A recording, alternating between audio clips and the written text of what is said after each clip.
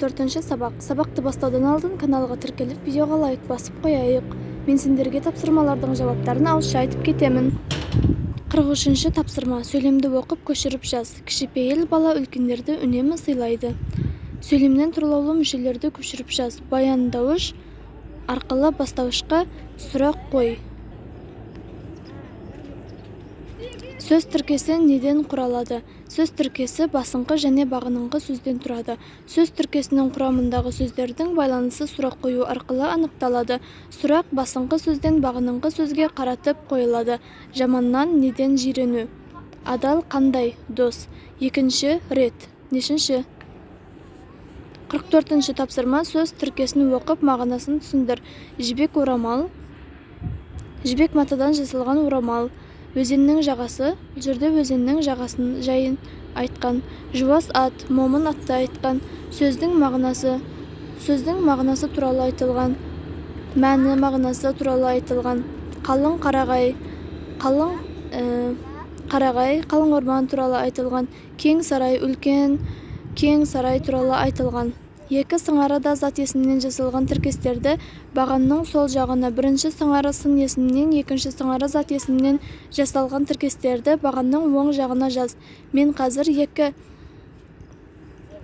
сөзді де зат есімнен жасалған тіркестерді айта кететін боламын. Өзеннің жағасы, сөздің мағынасы. Осы екеуі де зат есімнен жасалған, енді екеуі де сын есімнен жасалған сөздерді, біреуі сын есім, біреуі зат есімнен жасалған сөздерді айтып кетемін. Оны екінші бағанға жазып аламыз. Жібек орамал, жуас ат, қалың қарағай, кең сарай. Өзің қалаған тіркесті қатыстырып, сөйлем құрап жаз. Мен мамама жібек орамал сатып алдым. Сөйлемдегі сөздердің байланысын сызбамен көрсет. Мен мамама жібек орамалдан сатып алдым.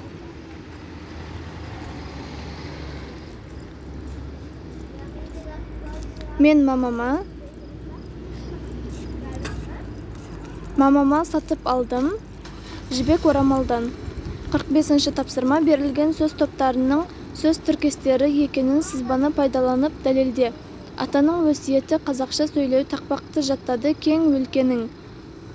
Бұл жерде атаның өсиеті сөз тіркесінің бірінші сыңары, яғни атаның екінші сыңарының мағынасын анықтай түседі. Өсиеті деген сөзіміз екінші сыңарының мағынасын анықтай түседі. Қазақша сөйлеуде дәл солай. Тақпақты жаттады кең өлкенің. Бәрі солай жасалып тұр. Сөз тіркесінің екінші сыңары негізгі мағынаны білдіреді, және де екінші сыңары арқылы сөз тіркесінің бірінші сыңарына сұрақ қоя аламыз. 46-ші тапсырма. Мәтелді оқып жатқа жаз. Осы мәтелді жаттап алып алдымен және кітаптың бетін жауып тұрып жаттап жазатын болайық.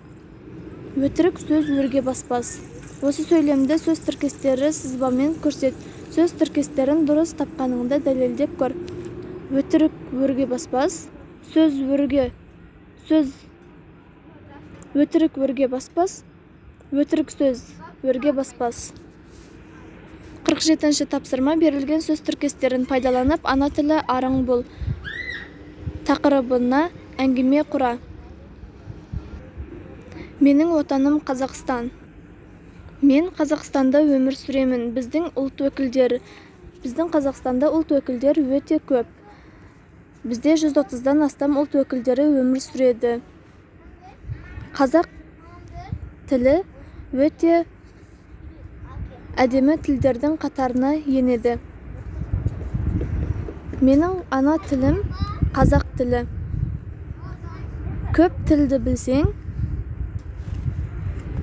көп ұлттармен сөйлесіп араласа аласың.